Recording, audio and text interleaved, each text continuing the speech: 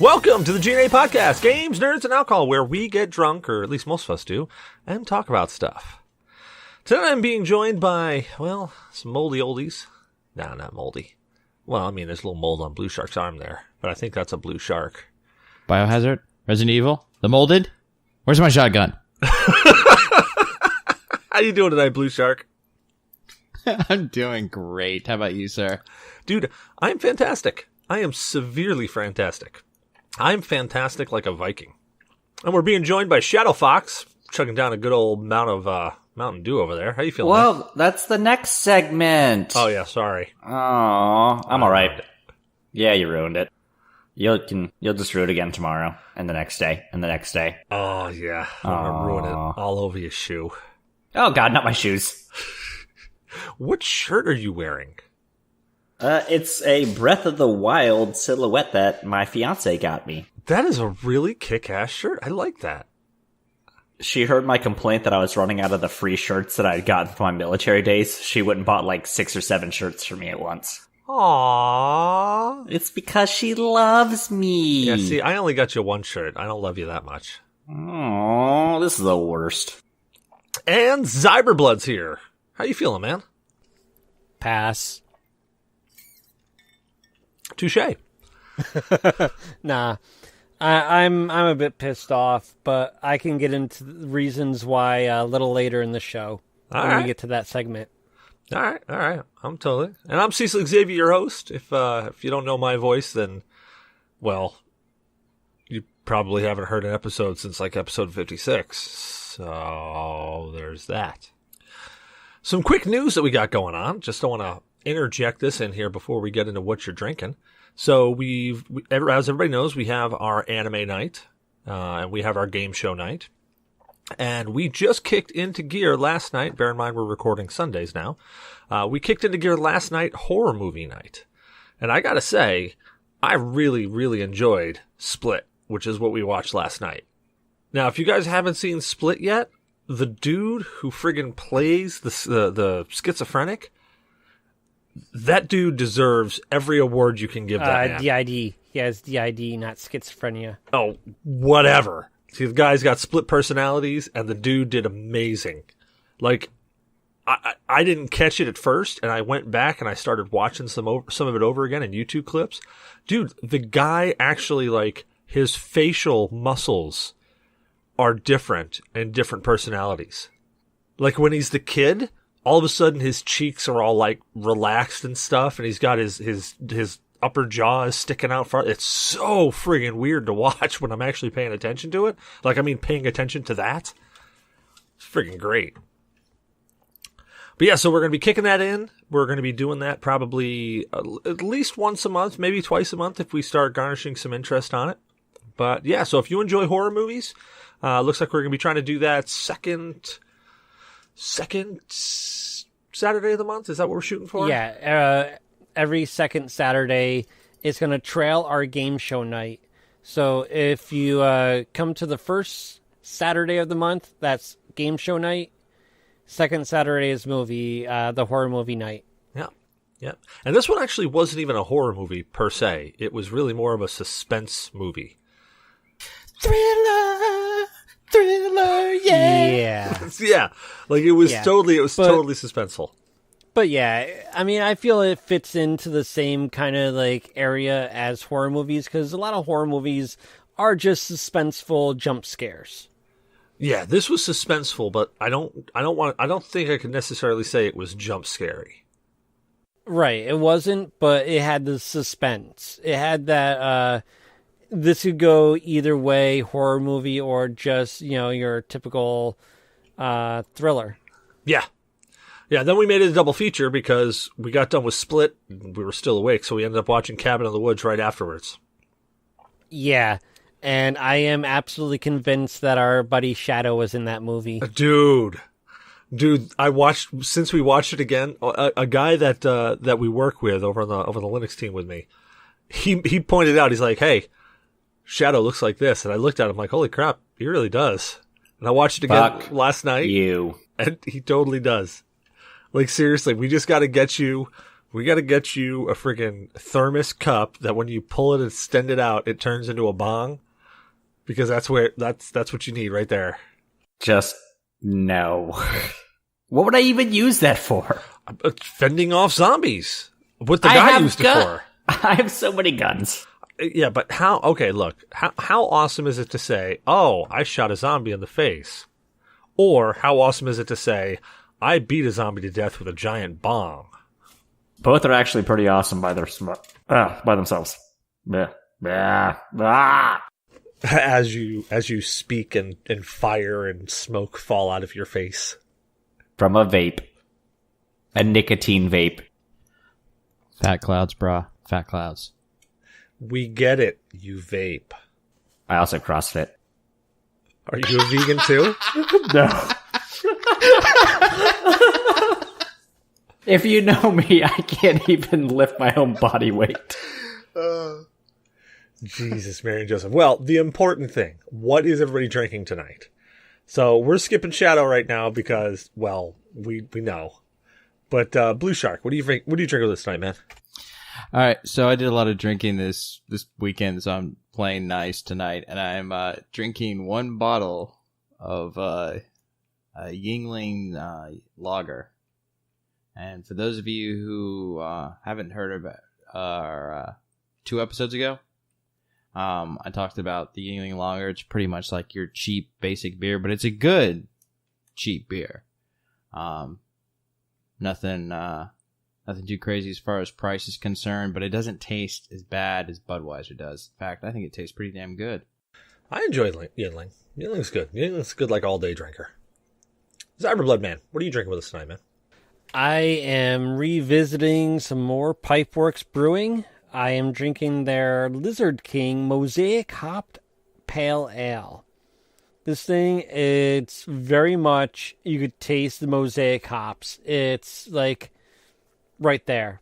That's pretty much all you get is that florally hop flavor through and through. I like it. It's yummy. So is a mosaic hop something that's floral? Well, hops are flowers anyways. Some of them, some hops have more of a grapefruit or sweet or floral. Like when you smell a flower, it smells like it tastes. Or it tastes like it smells, rather. I have no clue what a rose should taste like then because they don't taste anywhere near like what they smell. Neither do dandelions. Like I think dandelions taste very much like they smell. Well, the dandelions I always grab smell like cat pee. That's because you have them next to the cat litter pan. Well, they certainly don't taste how they smell then. All right, pending location. I worry about Cecil. I stopped a while ago. You should have given Shadow the option to pass. Well, Shadow, what are you drinking with us tonight? A fucking Mountain Dew. And this sweet, sweet squeeze berry aid 3 milligram vape juice. Aw, yeah. You know, next time I'm over, I'm gonna plant a Mountain Dew bottle that's like a quarter vodka, because rum and Mountain Dew I don't think would go very well. No, it does. It does. No. Whiskey. Depending on the rum. Whiskey and Mountain Dew. I was just going to throw vodka in there, because vodka just thins the mix. I'd notice. Anyway, I took my sleeping drugs, so... Oh, well, at least you're under some influence. They take like 4 hours to work on me, which is why I had to take them so damn early. That's what you get for having the generic crap you could just buy off the shelf. So what you're saying is I should stop by nightly with chloroform? Hey, if that's what gets me some action, that's what gives me some action. Just when you wake up, don't complain about things hurting. They always do. And I myself am not drinking a coconut imperial stout. I am so not drinking a coconut imperial stout. I am drinking some Kraken rum because I wanted something this round that I knew I would at least enjoy. Not some friggin' random hand grenade I had sitting in my fridge. And everybody knows my feelings on Kraken rum. It's a great mixer. Did you know that they have Captain Morgan now has a watermelon and an apple rum shaped in a cannonball glass bottle? I did not know of this, but then again, I bought a lot of booze like about a month and a half ago, so I really haven't been to the liquor store in a while. Yep, I've made a couple trips. And there was this whole concept of a keg that I had sitting behind me for like a month. This is the first I've heard about the keg. There is photographic evidence that you know of said keg. What? I've never seen that keg with my own eyes. You gripped that thing like you were about to die on it. I thought I was going to die on it. All right, boys. State of games. Let's go back around the room. Shadow Fox, what's your state of games, man? Stick fight. Fucking A right. Okay, it's like those what was it, animations from like the mid 2000s of the stick fighters, but it's an actual game where it's like Super Smash Brothers, but with guns and stick figures.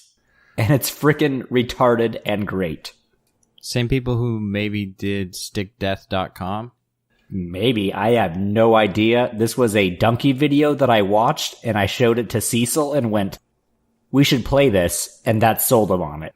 Okay, now hold on. I want to point out that he showed me this video, and I said, this looks stupid. This looks like the stupidest game I have ever seen in my entire life. There's about a 4-second pause, and I said, it's downloading right now to my home computer. And because of 2 of 5 cast members saying, hey, we're going to play this, I got it. Oh, yeah. We're just waiting for, like, all 4 people to fight now. The game is stupid fun. Like, it's quick. It's brutal.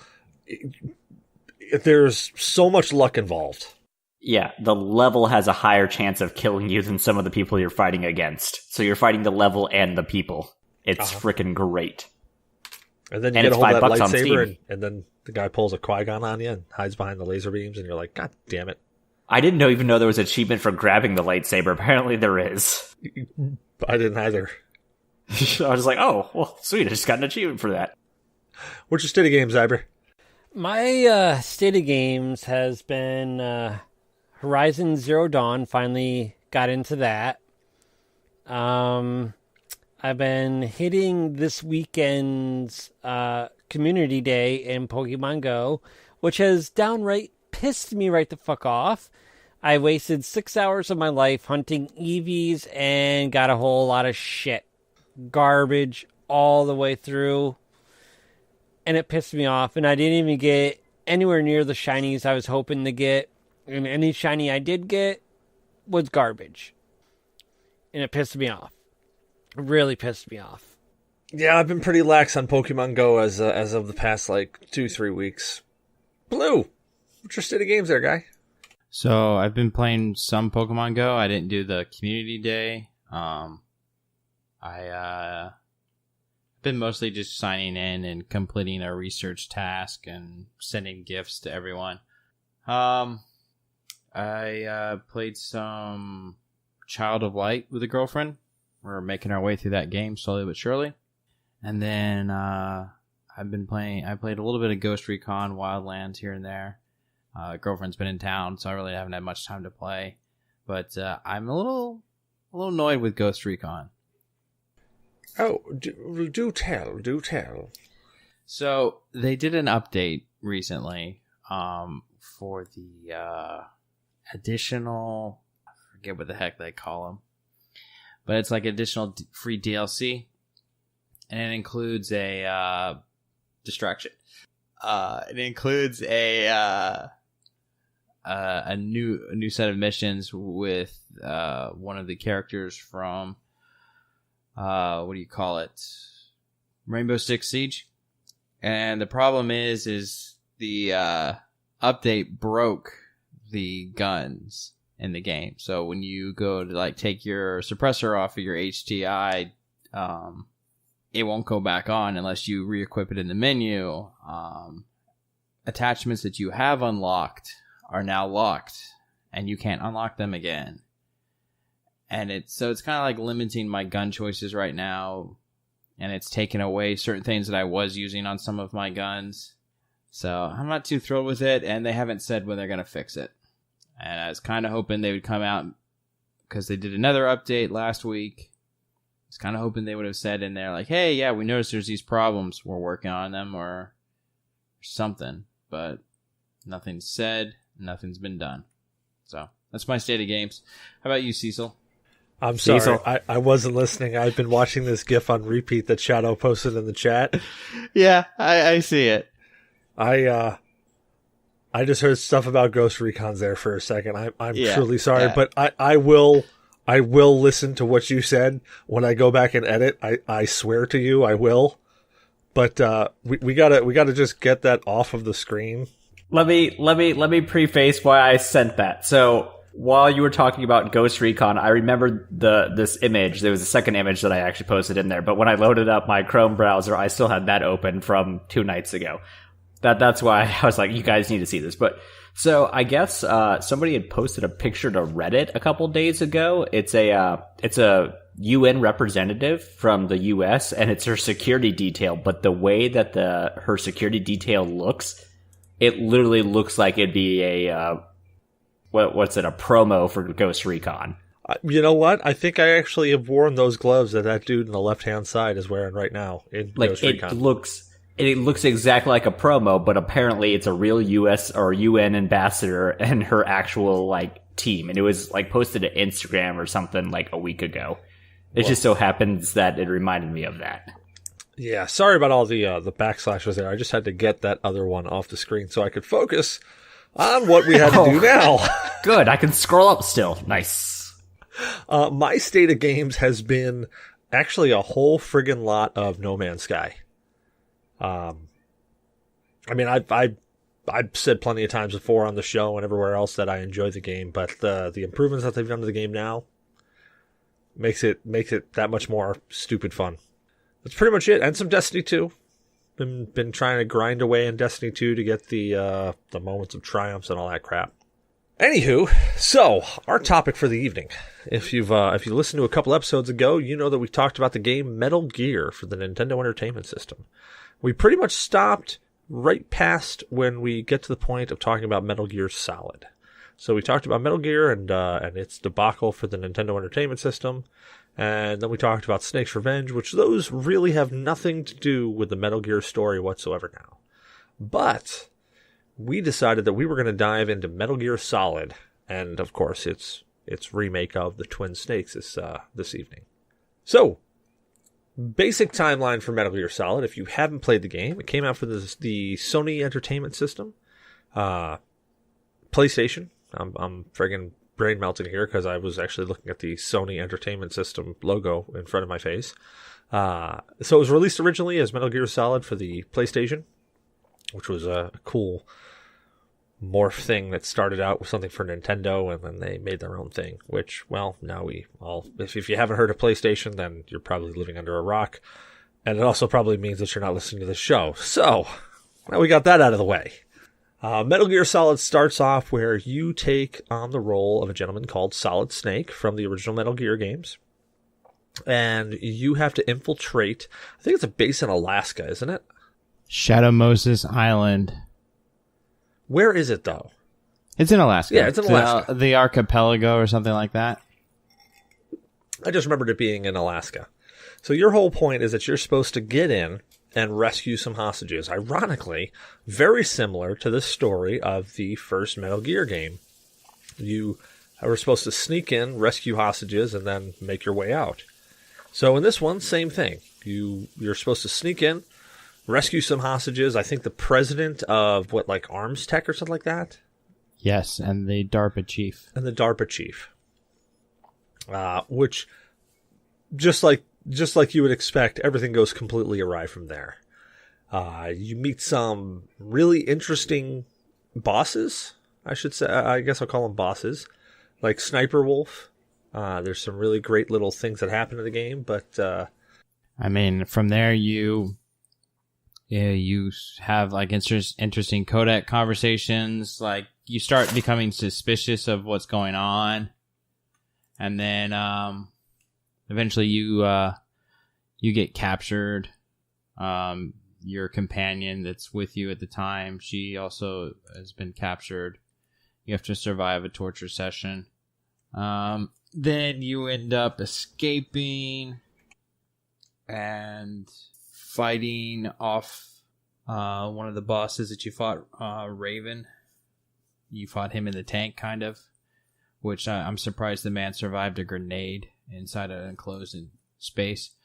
And then you end up ending the game with your buddy Gray Fox getting smashed by Metal Gear Rex.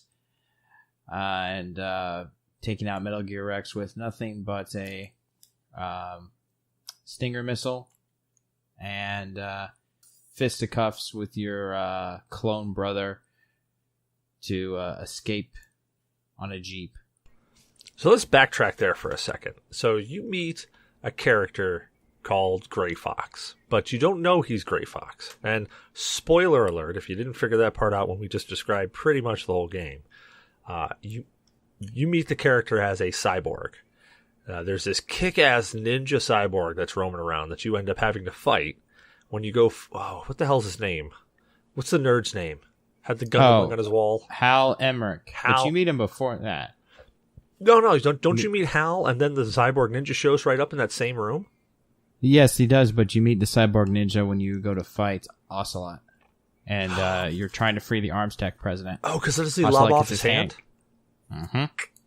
You're absolutely right. I forgot about that. So you find out that the cyborg ninja is actually Gray Fox, which if you played the original Metal Gear game for, well, I'm going to say Nintendo because that's the one I'm remembering. If you played that, you actually meet Gray Fox as one of the hostages that you actually have to go rescue. So there's Gray Fox ironically turns out to be somebody who's been in the gaming series for a while. And then you meet Hal Emmerich, which he ends up being like the very typical Asian nerd. Just hides in a corner, pisses his pants, doesn't know what's going on, but he's super smart. And he basically he designed Metal Gear Rex, I believe. So then when you get to that fight all the way at the end, when you finally realize that it's Gray Fox actually disables the targeting system for Metal Gear Rex. So that allows you to actually go in and take him out. Yep. And somewhere along the way you meet Meryl, which Meryl's the companion. Yeah, turns out to be related to Roy Campbell. A little more closely related than she thought, I think. Starts off as her niece, becomes her daughter, or his daughter. Yep. And there's actually some cool little tricks in that game. If you run quick enough when you first meet her after you break out of prison, you can actually run quick enough and catch her with her pants off. What? Which, there was somebody in Konami going, yeah, I'm totally programming this. This is the lostest I've ever been on the show. You never played Metal Gear? No. Oh my god, you're missing out on like one of the best games like in the PlayStation era. Yeah, I didn't have a PlayStation during the era. Yeah, neither did I. I didn't play this game until it came out, re-released as Metal Gear Solid Twin Snakes on the GameCube. Man, we got to get you playing this game. Metal Gear Solid is a classic. You're a classic. I am technically, I think I'm counted as an antique. Aw, don't say that about yourself. That's all right. We're doing kind of a rough job of summarizing the entire video game. But this wasn't necessarily one of the first 3D video games that came out. I think we had Resident Evil 2 and... there was another one. Oh, there were plenty of games that came out. Because keep in mind that Resident Evil 1 came out before it. Warhawk. I mean, so there were plenty of 3D games. I mean, even Crash Bandicoot came out before this, I believe. But with the exception, I mean, they came out the same year Resident Evil did, but this was one of the few 3D games that was not made to target towards children. This was a M-rated game, I believe. And rightly so, not just the, seeing Meryl with her pants off or the sexual advances that she she starts pulling off as you're fighting Psycho Mantis. But the political discussions alone have such... They're not made for kids, because, I mean, it's stuff that goes right over their heads. I mean, this game was proudly nuclear disarmament. They spent a big section, just talking to you while you're in the game about how all these nuclear warheads are just left lying around, and they're horribly, disposed of. There's leaks and accidents. And then also talking about the genetics, which really was the main focus of the game. But I really felt like they were, really pushing the anti-nuclear stuff, because they mentioned the SALTS Treaty and a whole bunch of other stuff from the disarmament between Russia and the United States. And this was after Reagan's era, because the game came out. What did you say? It was 1990 something. I want to say like 98, 99? Yeah, so this was about, I think Clinton was in office around that time. Well, that's one of the... You actually touched 99. Yeah, you touched on actually one of the cool things that I really enjoyed about the way Hideo Kojima and Konami really told the stories. They looped in a lot of real life stuff. They pumped in a lot of actual things that happened and pumped it into the game to give it a backstory, to give it a believable story. So you're watching this, and yeah, okay, so is it a little bit weird about a giant bald guy with a friggin' minigun shooting at you and coming into a tank? Yeah, it's a little weird, but could there be an actual big-ass bald guy with a minigun trying to kill you? Yeah, that could happen. Is it weird that there was a woman who befriended wolves and is like one of the best snipers in the world, and she happens to want to kill you? Yeah, it's a little weird. Could it happen? Yeah. So that's where I really liked this game specifically, is that they rooted themselves very, very deeply into like stuff that could really happen. Now, granted, Psycho Mantis was kind of a leap out of there. He was the weird part. But by the time you got to Psycho Mantis, all this other stuff that happened, including the backstory that Blue was just talking about, already happened. So it's already got you really deep, really immersed in this game.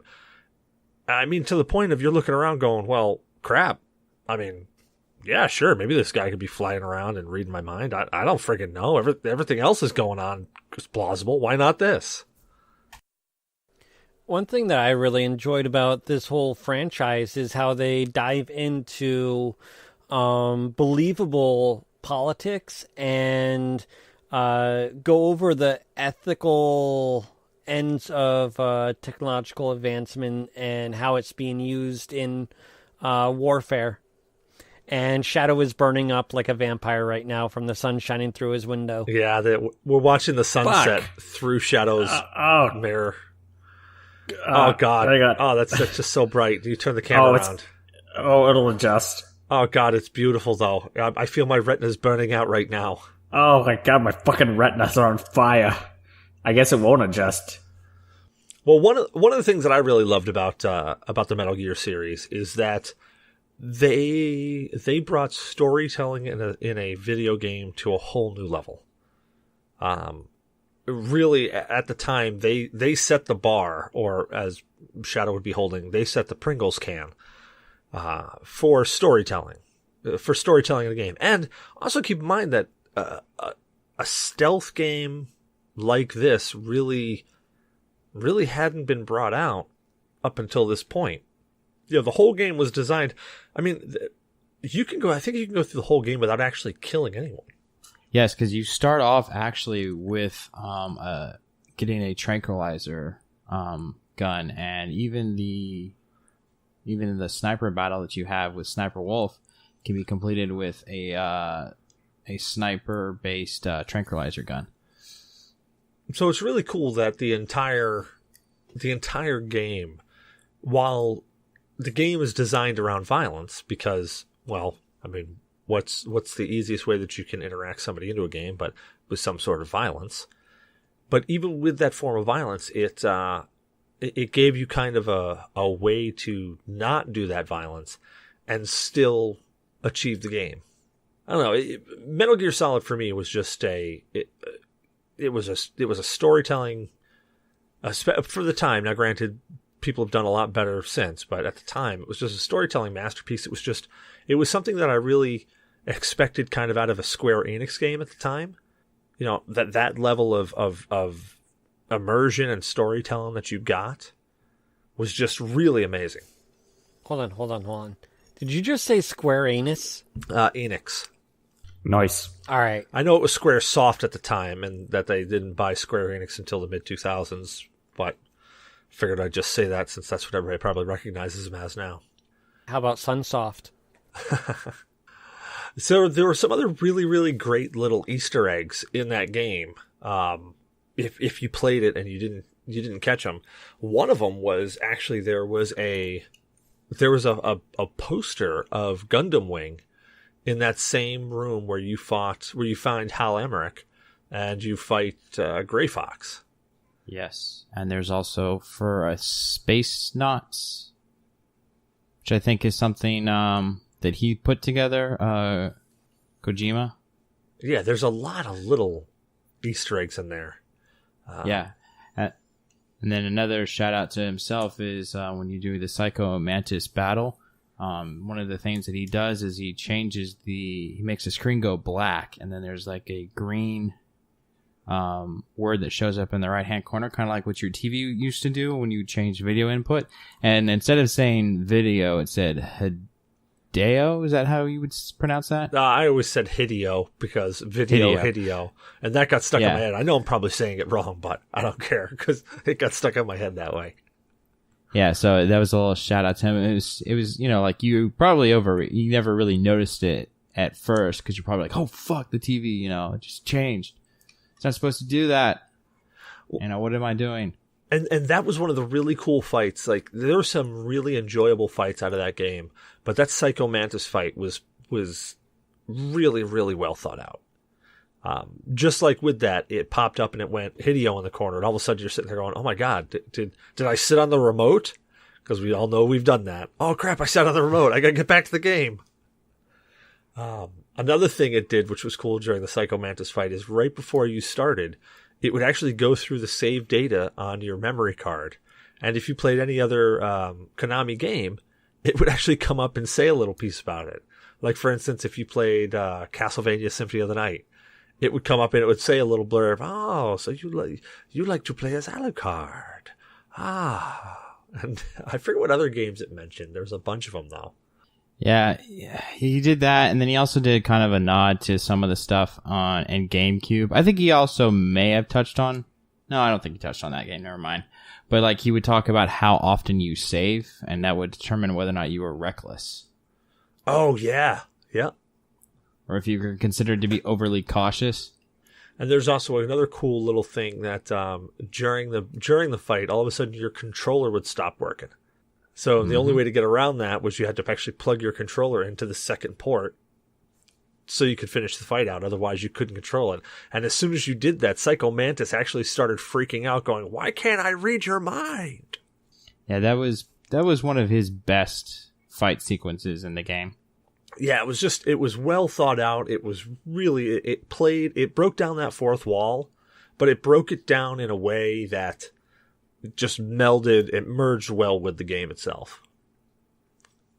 Well, we talked about Twin Snakes, about the port. That was ported over to GameCube. And you know what? I keep telling myself that I got to play that port, but I never have. It's a little bit better. They incorporated some of the mechanics that were in Metal Gear Solid 2, Sons of Liberty? Or Guns of the Patriots? Is it Guns of the Patriots? No, it's Sons of Liberty. Yeah, Guns of the Patriot was 4, wasn't it? Yes, that's correct. Yeah, so I never actually played that, but I heard so many good things about it. And during research of the last Metal Gear episode, actually, and I'll repeat it just for the sake of it, but everybody knows, well, I hope everybody knows, that the voice of Snake, up until the most recent Metal Gear Solid 5, was a gentleman named David Hayter. David Hayter's done a lot of different things, including playing the Guyver in Guyver 2, which that's, if you haven't seen those live actions, just because you like a bad movie, go watch them. They're so bad they're good. But David Hayter, which he's done other things than that, he is, in my mind, he is the voice of Solid Snake. So one of the things that he did for the Twin Snake port, actually, I don't want to call it a port. That really was a remake of the game. Because, they really did remake the entirety of it. You may or may not be muted, Blue. I'm not 100% sure. So all you saw in the Metal Gear Solid was polygons for faces and bodies. And this one, like, you got to really see the detail, the facial muscles, the facial reactions to comments and all sorts of things. So it really was an improvement and kind of like an HD remake, if you will. Yeah, it was. It's totally worth a playthrough. And one of the things that from, as I said, from researching, I found out is that David Hayter actually took a pay cut so that the other characters, the other voice actors, could all come back for Metal Gear Solid Twin Snake. Yeah, that was really good because honestly, the voices of those characters they were done very well in the English version. I know some people complained about taking something from Japanese to English, and they say that it's horrible. Like some people complain about the British accent of Princess Zelda in Breath of the Wild. Well, one of the things that I always find of going from Japanese to English is that you always lose everything just becomes kind of monotone. It's almost like they don't know how to, they don't know what inflections to put in. They don't know how to really put it. And while, there was a lot of it that was monotone, they still, I think in Metal Gear, they really did a great job of giving some of that emotion in there.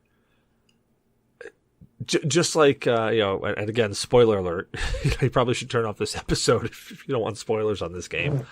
But, like at the end where you're facing against Liquid Snake and he's going off on his monologue and he's about to end Solid Snake, and all of a sudden he starts to fall backwards and clutch at his chest, and he just kind of says, "Fox." And then Snake just kind of looks at him and very, very plainly, because he realizes what's going on, says, "Die." Because he realizes that he just killed him without having to touch him. Yeah, that was one of the better death sequences in the game. And it was really cool is that they kept that going throughout the entire series. So Fox Die came back in Metal Gear Solid 4 much, much later on. Yeah, and heck, Ocelot. It's kind of like the Dune series. You would think that this one guy is the main character, Paul Atreides, but at the end of the day, it's really Duncan Idaho. That's the main character of the Dune series because he keeps coming back, and that's what Liquid does. Is spoiler alerts. Ocelot and Liquid, mostly Ocelot, really. He just keeps coming back. Like he's in Snake Eater. He's in this game. Spoiler alert, he's in Metal Gear Solid 4, Sons of the Patriot. Guns of the Patriots. He's in Phantom Pain. He's in Sons of Liberty. Yeah. Yeah, so, and he's in, isn't he in Metal Gear Solid 5? Ocelot? 5? I'm pretty sure he is. Phantom Pain? Yes. If that 5 is Phantom Pain, then that's correct. Yeah, and the funny thing about Ocelot, it's really weird. If you've never played Snake Eater, the first time you come across Ocelot is his group. They're called the Ocelots or something like that. And he does this thing where he goes, "Meow," and he like puts claws up, like hands like his claws, and he like makes a meow noise, and he like rolls his head up as he does that. It's really weird. Yeah. Well, that's the thing about, like, And that's the thing that I really enjoy about Hideo Kojima's games is that he has that weirdness in there. He excels at the weird, and when you watch it, you just find a way to accept it. And I haven't figured out how he does that, but you just watch it and you're like, yeah, okay, I'm cool with this. This happened. But let's talk about what happens after Metal Gear Solid. So after the first Metal Gear, it goes on to Metal Gear Solid 2, which is the Sons of Liberty. Yes. And that one you actually don't take on the Snake persona right away. No, you do. Well, no, but yeah, for like the first like intro mission, and then you're Raiden for like the rest. Mm-hmm.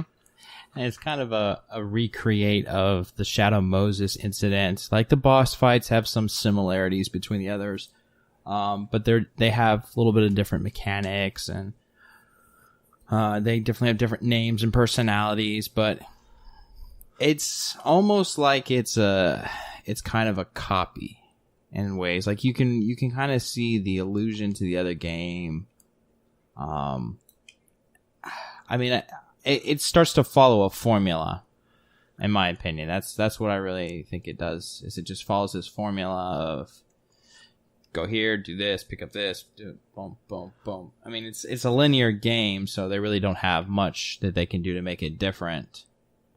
But it's in a way, it's kind of an allusion to the game. Well, also keep in mind that Metal Gear Solid kind of had those same throwbacks to the first Metal Gear game. Because in the first Metal Gear game, you were going and looking for hostages. In Metal Gear Solid, your whole point is you were going and looking for hostages. And then it turned into something way different, way freaking cooler. And I think that's kind of what Sons of Liberty did. And didn't they even say in Sons of Liberty that they designed it to be like Shadow Moses? Like the one guy was trying to make it like Shadow Moses? Yeah, so spoiler alert if you've never played the game. Essentially what it turns out to be is you're in a VR mission. And what they're trying to do, since Solid Snake left Foxhound, actually no, I don't even think he really was officially Foxhound in that previous mission. No, he already retired. They pulled him back in. Yeah, he retired. So they realized how great of a soldier Solid Snake was after the Shadow Moses incident came about, and they wanted to recreate him. So they did this VR mission, and they took this trainee, and they put him into this VR machine and kind of recreate the whole Shadow Moses incident in order to make another Solid Snake. And they never really quite do it. Nope. Yeah, I'm glad that they fixed Snake's butt in the new Super Smash Brothers. Like, that really was disturbing.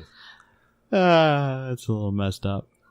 Yeah, he's got like these huge thunder thighs, but then he's got no ass. Yeah. And I know Solid Snake does squats. I mean, you can just look at him and say, that man does squats. Yep.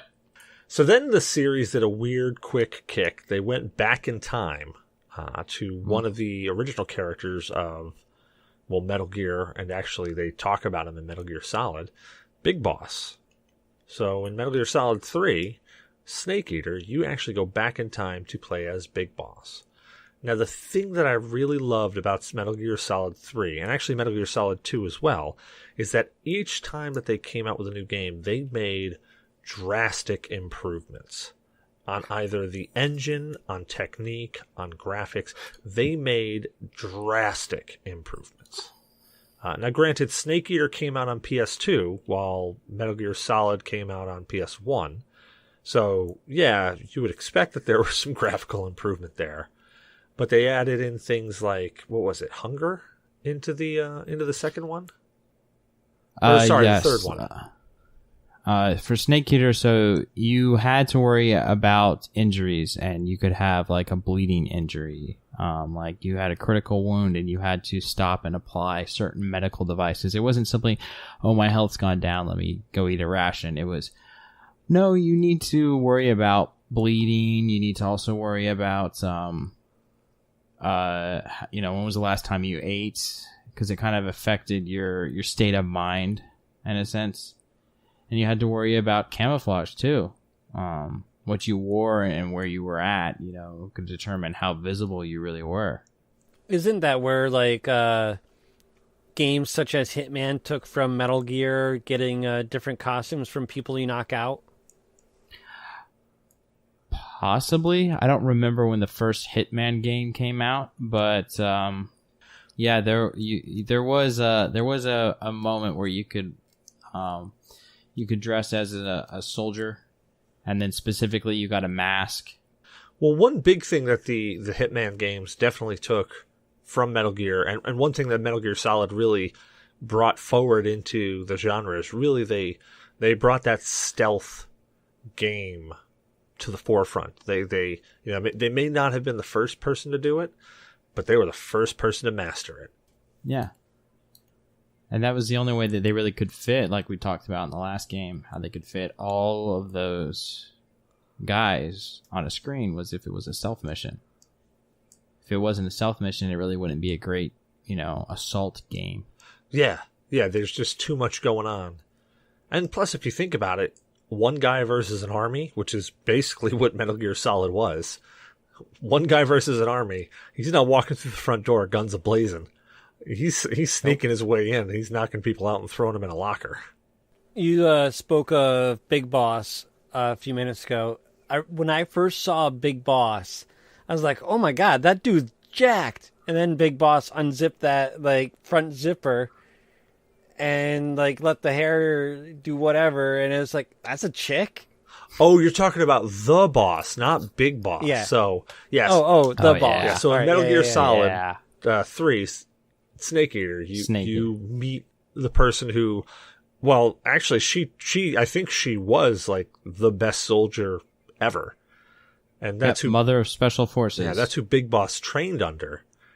But yeah, you meet the boss, and you realize that she's like a CQC expert, and that's who trained that's who trained Big Boss, who inherently, that trained Solid Snake, because, well, another spoiler alert, Solid Snake is a clone of Big Boss. Shh. Yeah. They've got a rather interesting timeline. To go into this whole series, just if you haven't played these games before, the story behind how they became who they were, and then when they expanded upon, the boss's development, how he became, the leader of Outer Heaven, and also the fact that when you play the original Metal Gear game, you're going into the base, Big Boss is telling you what to do. And then you go and you end up at the end of the game, you fight Big Boss. And you kill him. And you killed him. And then he shows up again in the next one. And you're like, what the fuck? Well, really, you killed, spoiler alert, for those of you who don't know, because you haven't played Phantom Pain, or haven't really gone into the Metal Gear Solid games with Big Boss in them, such as Snake Eater, Phantom Pain, and Ground Zeroes. The guy that you're controlling in Phantom Pain isn't Big Boss, per se. That's Venom Snake. And he's the medic that helps save Big Boss at the end of Ground Zeroes. And they basically do plastic surgery on him to make him look like the boss, or make him look like Big Boss, and have him do his own thing, while the actual real Big Boss, Ishmael, goes off and, tries to sneak in and do his thing without being noticed. So, if you haven't figured out from our drunken ramblings here, the games, there is so much story that go on with these games. And Shadow right now is just completely, I think his brain has actually exploded. The fuck have you guys been talking about for the past 30 minutes? Christ, we haven't even gotten into Solidus Snake. Yeah, we've been talking about you needing to pick up some games and get through them. Yeah. This is the universe that is Metal Gear. Yeah, so now we've got a mission. Now we've got to get Shadow all the Metal Gear games so that he can play through them. Because there's quite a few on Steam. Because he has to play them. And I believe our partners over at Humble Bundle have a few of the games also. Really? Oh. Well, we'll have to see about that, shan't we? What the hell is that last line? Timeline pasted the Fire's Metal Gear Solid game? What is that? I mean, I know we have show notes for a reason, but I have no clue. Did I write that? Yeah, I don't know. It was there when I opened them, but if it's referring to the timeline I shared, yeah, it goes 1964 Metal Gear Solid Snake Eater, 1974 Metal Gear Solid I can't remember, Peacemaker. Peace Walker. All right. Then 1975 Metal Gear Solid 5 Ground Zero. Ground Zeroes? Yes, Ground Zeroes. Then 84 with the Phantom Pain. 95 Metal Gear. 99 Solid Snake. 2005 Metal Gear Solid. Yeah, Metal Gear Solid. 2009 is Metal Gear Solid 2, Sons of Liberty, and then 2014 Metal Gear Solid 4. Guns of the Patriot? Yes, Guns of the Patriot. Well, hurrah. Yep. And the last few games that he made, Metal Gear Solid, the Metal Gear Solid series is really what he wanted to have showcased in Metal Gear. Like, we talked about it in the last episode. Hideo wanted to be a director, and he eventually got to kind of like live that with Metal Gear Solid. Like, you can sit down and you can have it after you've gone through certain levels. You can have it replay the cutscenes up to that point. And you can pretty much sit there at the end of after you've beaten the entire game and have it pop some popcorn and you can watch a movie. Just all the cutscenes of the game. And that's really what he wanted to do. You know, what's actually super funny is I sat down and so I beat Metal Gear Solid and I really, really enjoyed it. And I said to myself, hey, you know what? I want to go back and rewatch this because I saw that there was a theater mode. So I'm like, oh man, you know what? I want to go back and rewatch this. And I got through the game. Like I was very quick at getting through that game. Like I got through that game in maybe an hour and 20 minutes when I just blasted through and did the entirety of it. So I said to my wife, who was my girlfriend at the time, I said, hey, you want to sit down and watch this with me? Because I was going to watch it. And I was telling her about the game and she seemed mildly interested. I was like, yeah, I cranked through it in like an hour and a half, so I can't imagine it's that much longer, watching the scenes. So we sat down and started watching it on a Saturday. About 6 hours later, I realized that we were just at like Sniper Wolf. And I just looked at her and I went, I'm really sorry for how long this is taking. I didn't realize that it was going to go through every codec conversation as well. So, yeah, sorry about that. Yeah, that game is, I'm surprised you say you got through that in an hour because that game is very long. When you skip past all the codec, like when you know what you're doing, when you skip past all the codec scenes and all that stuff, and you just blitzkrieg right through the actual gameplay itself, it's only like an hour and a half. It really isn't that bad. But, there is that whole thing of, oops, there's a lot of codec talk. Yeah, and it's good conversations. I mean, he really does. It's not really like, oh, Snake, use A to do this. It's, well, X, square, circle, whatever the hell you guys have on the shapes. I mean, it's not all of that. It's like useful information about your surroundings, and it's also sometimes it's very insightful information about the geopolitical world that he's creating. Yeah, it's not a lot of talk down to the player instruction. Like, you're not intelligent enough to figure out the game. Yeah, and that's what makes it a really compelling game, in my opinion. Is it's not just like Ghost Recon Wildlands, to give you an example, because I'm playing that right now. It talks about, drug cartels and the effects that the drug cartels have on the people and everything. This talks about something that really kind of affects our country, because the military industrial complex, if you don't know this, we have a large portion of the U.S. budget goes towards the military industrial complex. And he talks about the dangers of that. And he talks about the nuclear waste stuff, and you get the look of what it was like for Sniper Wolf growing up, what it was like for someone who's different than, everyone else growing up, for Psycho Mantis. The fact that some people believe that they're chained to their genes, and their genes determine their fate. They don't believe that they can be better than what they were created as. And it's not some like gloss over this kind of thing. These are like embedded into the character's psyche, and they really go into depth on this stuff. And that's why when you sit there in the theater mode, it takes 6 hours just to get to that point of the game. But it was worth it, because man, it's such a good game. Oh God, yes.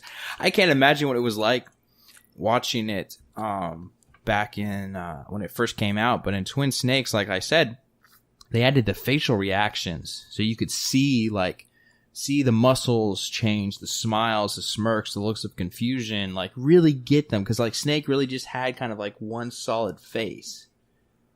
Like it's like killing the guys in GoldenEye. You shoot one of them, and they'd be like looking mean, and they just go like when they died. There's no change to their face. You don't see the pain in their eyes. But it's a really great movie. Like, even if you are like, I don't want to play this stuff, like seriously, look this up. YouTube videos that they have of this stuff, where they've stitched together fight sequences, and then some of them they've just do the cutscenes and the codec stuff, and just sit down and watch that stuff. Like, it's in itself a very good, thought-provoking cinematic experience. Yeah. Kojima, he's a master at storytelling when it comes to video games. Yeah, and unfortunately, yes, wasn't there a few of the last games he didn't even want released? Well, I'm pretty sure after he released Snake Eater, he didn't want to make another Metal Gear game. From at least what I remember back in the day, because after Snake Eater was made, the rumor was going around, the rumor mill at the time was Kojima wasn't making another Metal Gear game. He wasn't making it. And then all of a sudden, okay, well, he's going to make one last Metal Gear game, but this is going to be the final one. This is going to be like it. And then when you play Metal Gear Solid 4 and you realize that you play for about a minute and a half, and then there's 15 minutes of cutscene, and then you play for about 2 minutes, and then there's 10 minutes of cutscene. After about the third or fourth time you go through that rigmarole, you're going, oh, this is just him telling the end of the story now. This isn't him saying, hey, let's play a game. This is him just saying, this is the end of the story. Watch. That's it. Just watch it. Actually, I think it was to the point that I was playing Metal Gear Solid 4 and Remy had stopped by the apartment when I started playing it. And he just sat down and was just like, watching, and I'm like, hey, you want to play? He's like, no, man, I want to see how this rolls out. Then you get into Metal Gear 4's app game. There was an app game? How did I miss that?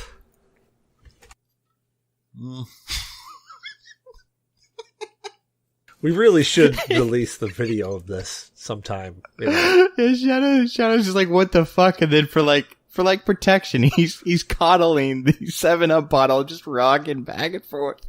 The fuck has been going on for the past hour?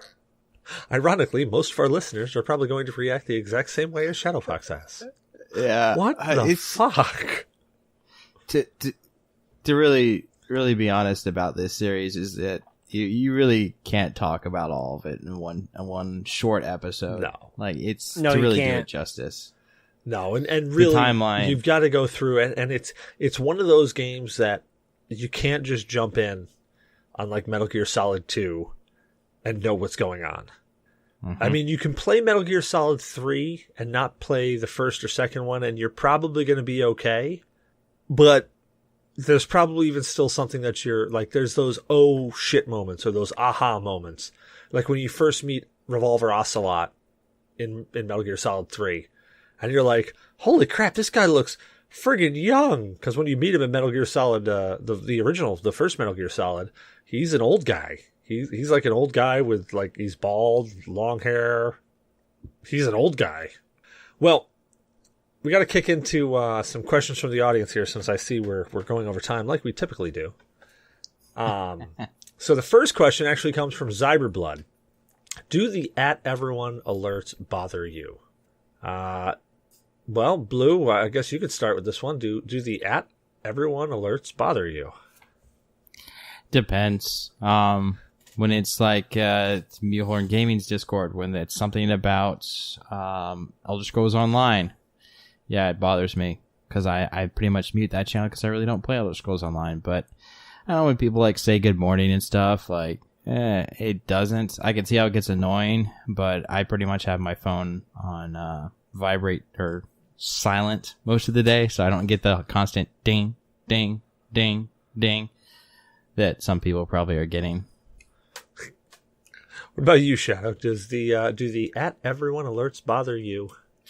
I already keep my phone muted, so the only place I ever see it is if I actually open up Discord on my phone, or I see the little icon on my taskbar at home. Quite frankly, it's actually just depressing most of the time, because I thought somebody actually had a witty comment for me or wants to talk to me, and it's spam. But, it's fine, I guess. Just sad. What about you, Zyberblood? See, they don't really bother me because there's this lovely function that Discord has. It's, mute the, at everybody so you can suppress it. Yeah, I was going to say, would that be actually called suppress @here and @everyone under channel? Yes, suppress. Yeah, okay. Yep. Yeah. So they don't bother me because I can do that. Me personally, I mean, okay, so when we were seeing him in TPC's channel, it's actually one of the reasons why I muted TPC's channel for a while, where I'd walk in and literally there would be 15 in a row. Good morning, everyone. Good morning, everyone. Good morning, everyone. Good morning, everyone. It's like, look, if I haven't woken my ass up and opened Discord yet, my phone should not be going off 15 times in the span of 10 minutes. Because I haven't even accessed that channel yet. So yeah, that was a little annoying. But I think they actually fixed that now, so they don't do @everyone's or @here's or @everyone's. Yeah, I think they changed it over to @here's. And like me, just because people get all pissy about it, and I've been in other Discord chats where people get pissy about @everyone's, my first response, of course, is, look, if you're in a Discord server and @everyone is pissing you off, you got that fucking switch there. It says suppress here's and everyone. You know how to use it. And if you don't know how to use it, then you should, maybe step outside of your comfort zone and figure it out. And that's why I posted the thing that I posted. Yeah, just saying, oh, well, I didn't know that was available. Well, okay, then you didn't bother to look for it. I mean, the first time you get a car, you press every frigging button that car has.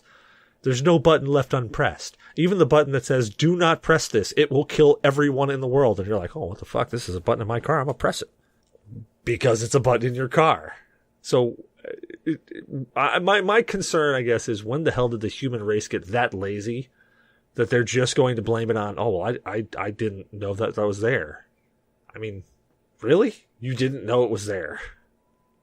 It's like Shadow going, well, geez, I didn't know that stop sign was there. Allegedly. If it's got a white border, it's optional, officer. I was going to say, it would take at least, 2-3 people to run a stop sign? Allegedly. I don't know. I screwed up somewhere. I'm still not sure where exactly. But it was a 6 stop sign, allegedly.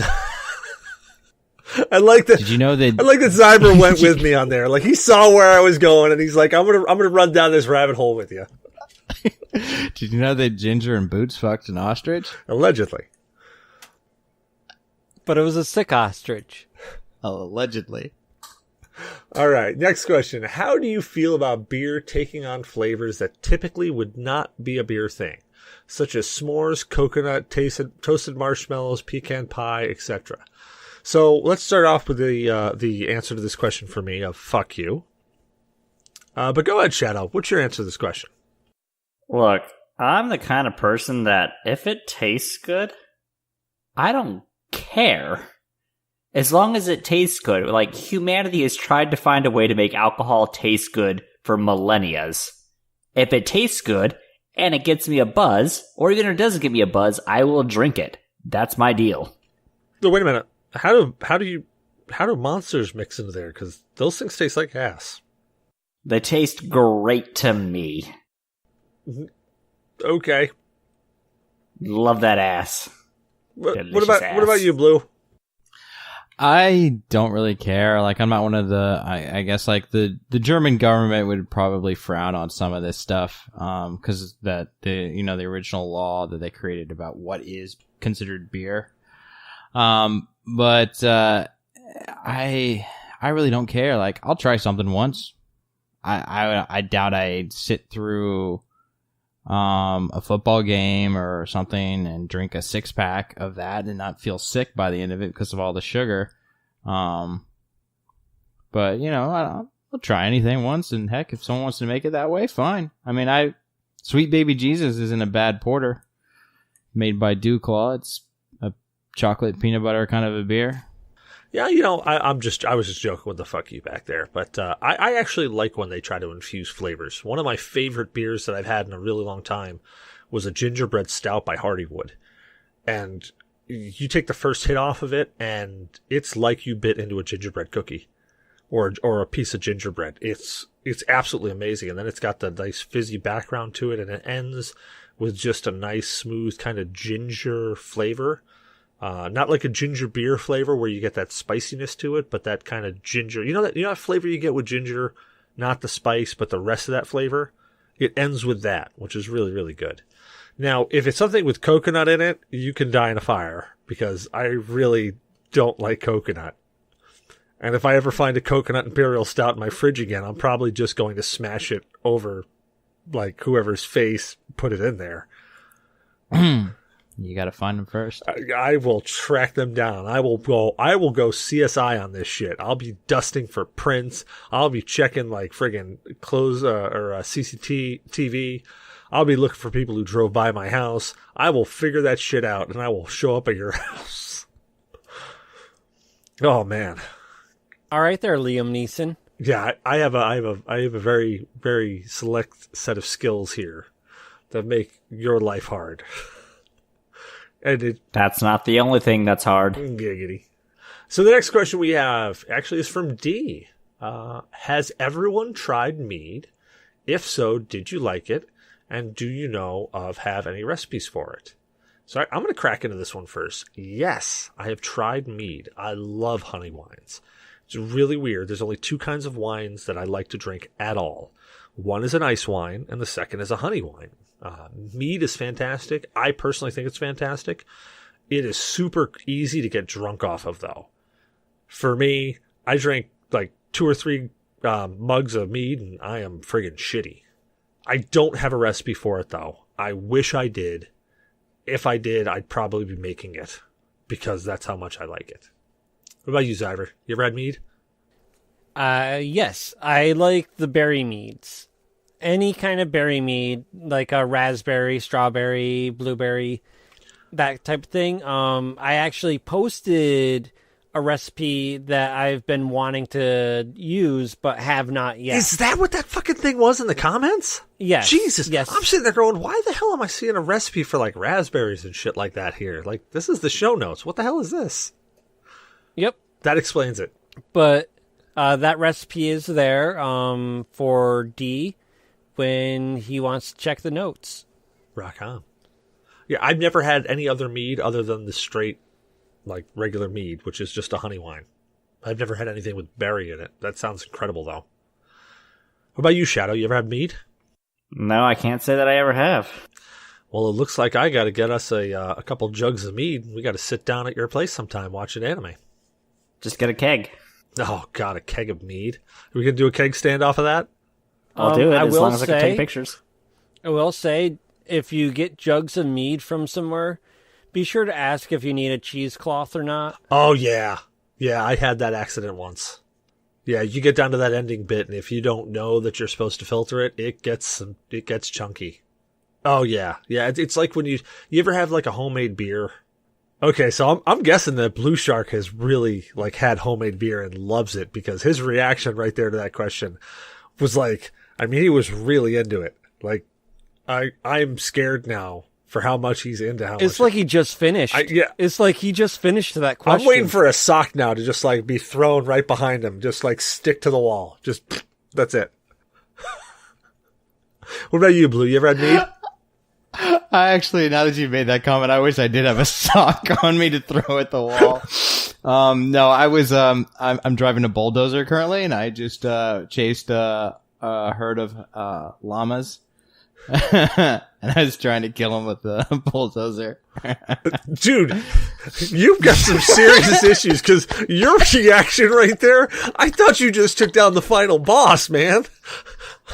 Oh no, I'm just fucking around, trying to kill alpacas. Like you were fist pumping there. I saw the friggin' vein pop out of your forehead. I was like, holy crap, this is impressive. Cecil, you never even finished Wildlands. I didn't. You're right, I didn't. But I rarely finish. I noticed. All right. As far as meat's concerned, I don't believe I've ever had it before. Maybe I did. It was a long time ago, and I don't remember it. But I'm down to try anything once. Well, it looks like I gotta go. It looks like I gotta come down and visit you with a couple jugs of mead as well. Sounds good. Alrighty. And last set of questions from Daymok, and we're going to kick this back. We're going to drop down a gear here. So we're going to go into, just quickly here, we have a limit on the show of what we'll actually talk about. And while we'll talk about almost anything, actual rape is where we kind of draw our line here. So, Daymok, sorry, we vetoed your questions. They sound like some really great would you rathers, and we might some night make a whole show out of your would you rathers. But the rape one, it's kind of the limit. Yeah. So sorry, that's our, that, and if you've ever had rape happen or experienced rape or had somebody around you raped, you know why that's the limit, because you can joke about a lot of things, but that's pretty rough. That's, I mean, however you get through your day. I believe that's why it's called rape. Yeah. I mean, however you get through your day, however however you get through whatever your issues are, because we all have them, that's cool. However, that's one subject we're going to skirt on past now. So, on that note, now that we've shifted gears down, we're just gonna halt this bad boy. Shadow, where can people find you at? Sorry, I went and read a note. Oh god. Damn you, Daymok. I can be found at morganbs.com. All my other links are there, and also in the G.N.A. Discord. Rock on. Zyberblood, where can you find you at? Well, you can find me palling around the G.N.A. Discord. You can find me on the G.N.A. Twitter, as well as my own Twitter for Cyber Games, and Facebook for Cyber Games, and G.N.A. Facebook. But I also have a website now, which I'm not going to say the link because it's too goddamn long. If you want the link, it's in my bios on all these forums. Yeah, that's about it. Look, Zyberblood sucks a big fat huge cock and does it with a bigfatsmile.com. It's not that long. I feel like he could have abbreviated like half of that. Oh, I mean, you gotta go the whole way. You're wrong. My web page is www.ihumpshadowsleg.com And dislocated his knee. /cybergames. Blue Shark, where can people find you at, man? When I'm not killing alpacas from 500 meters away, you can find me on twitter.com/BlueShark45. You can also find me on the G.N.A Discord as BlueShark45, and I'm attempting to stream more often in preparation for November, which those of you who don't know what's special about November, Extra Life. And you can find me streaming on Mixer.com/BlueShark45. And I am Cecil Xavier, your host. You can find me at Cecil vs. Games on Twitter, Cecil Xavier everywhere else, Facebook, Ustream, Twitch, Mixer, fucking everywhere.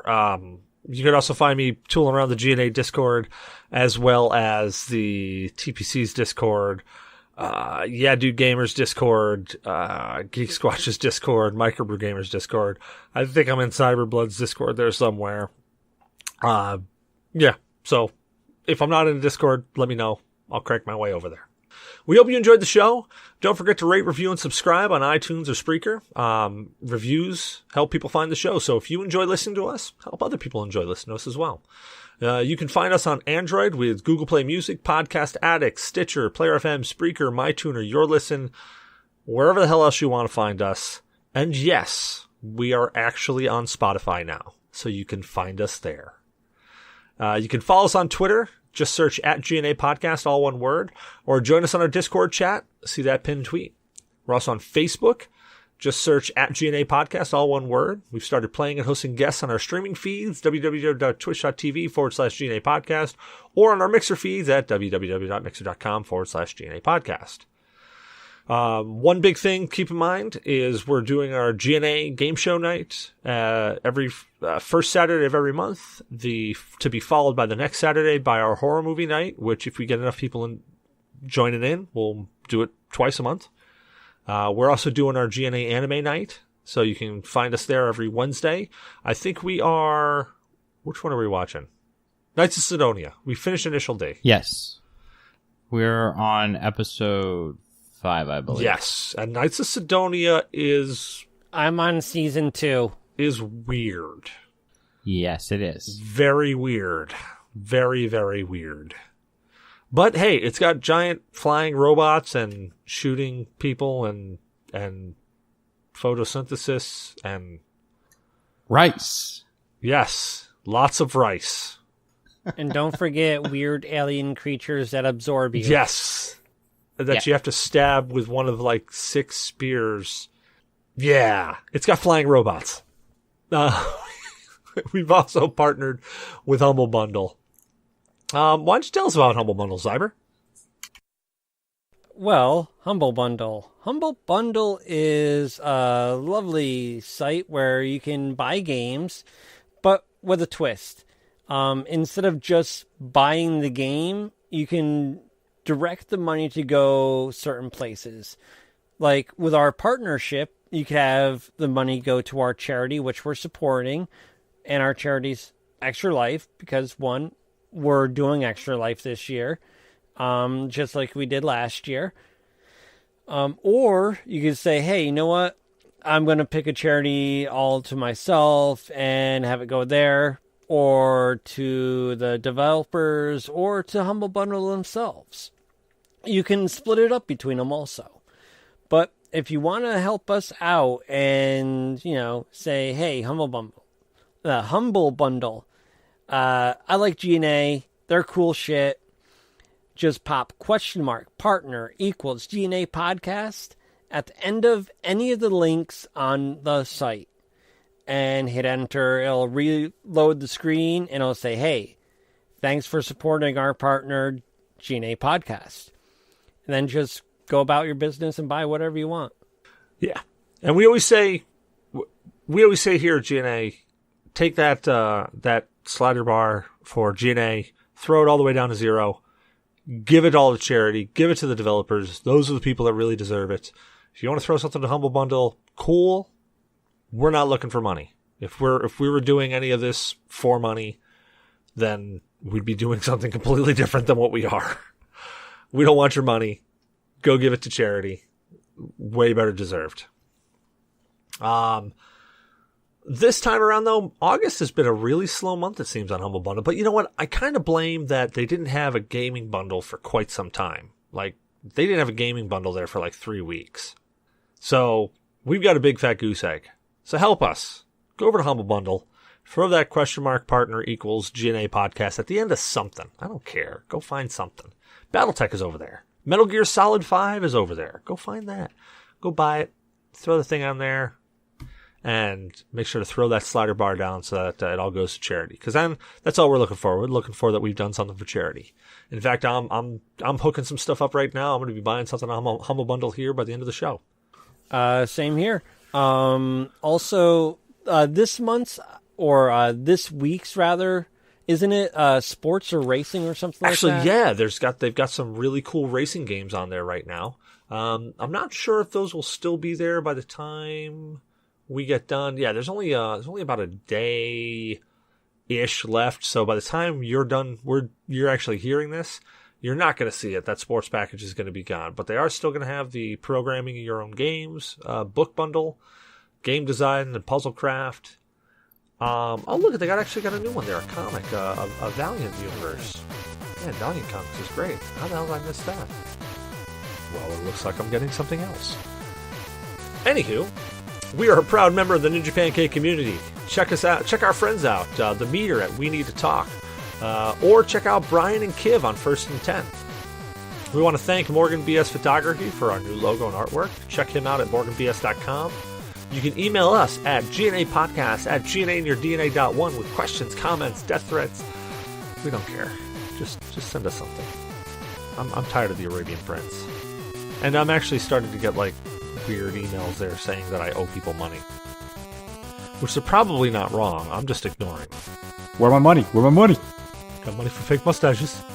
Last but not least, check out our website at www.gnapodcast.com. We have all of our podcasts up there. In fact, they go there first. So before they're even available on iTunes or Android, you can get them right there. Direct link feed. Download them right to whatever device you want to. Well, guys, thanks for joining me tonight. And Shadow, you got to shut the hell up. You talked way too much this episode. Like, you disrupted the whole thing. Like, I feel like if I had said anything else in there, it would have derailed the flowchart explanation you guys were doing there, because I think you explained the entire series perfectly and flawlessly to somebody that didn't understand what was going on, and I am a better person now than I was an hour and a half ago. But you still don't understand what's going on. I am lost as shit! I think what we'll do is we'll try to include in the show notes a timeline, a link to a timeline that anybody can read and look through. I don't think that would help. Like, legitimately, I was on, like, the wiki for it, mostly because I was looking at pictures of Quiet, but, I put a GIF in there for you guys. I hope you enjoyed that. But, yeah, that did not help at all. I am still lost as shit. I'm lost as shit on your GIF. Oh, I hope you are. I don't understand it. Why the fuck hop out of a moving car and start, like, moving your arms weird? Other GIF, but okay. Wait, there's a moving card? Well, anyways, thank you guys for joining in tonight. Have a great evening. Bye-bye. Bye, everybody. Catch you later.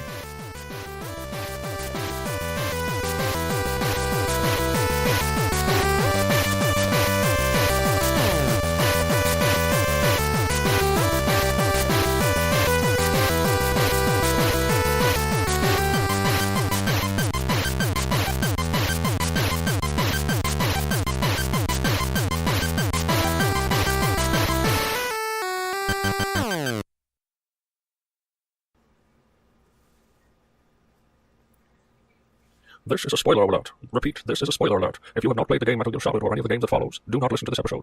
We are spoiling everything. Everything. Just spoiled.